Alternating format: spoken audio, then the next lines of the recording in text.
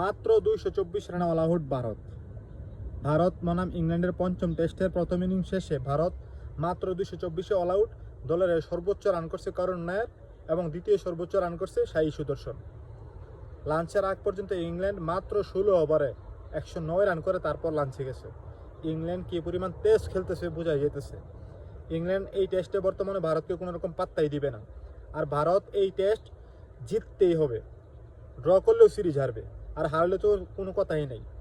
সুতরাং এ থেকে বোঝাই যেতেছে যে এই টেস্ট ভারত হারতেই যেতেছে, কারণ 224 করছে। অলরেডি ইংল্যান্ড 1 উইকেটের বিনিময়ে তুলে ফেলছে 109, তাও আবার দ্রুত গতিতে রান তুলছে, কোনো রকম স্লো খেলা না। এখন ইংল্যান্ড চেষ্টা করবে এই টেস্টে কমপক্ষে ভারতকে যত দ্রুত 200-250 কিংবা 300 রানের লিড নিয়ে ভারতকে দিয়ে দেওয়া যায়, কারণ হাতে আছে আরও আজকের দিন বাদেও আরও 3 দিন।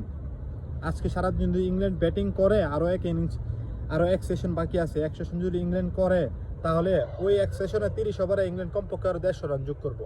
অর্থাৎ ভারতের যেই রান, এই রান ইংল্যান্ড আজকে টপকায় ফেলবো।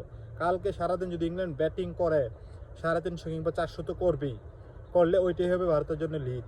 এখন ভারত ওই রান টপকায়া তারপরে উল্টা ভারত লিড দিতে পারবে কিনা, সম্ভব না। সুতরাং ভারতের এই টেস্ট নিশ্চিত পরাজয় মেনে নিতে হবে, ড্র করলেও সিরিজ হারবে।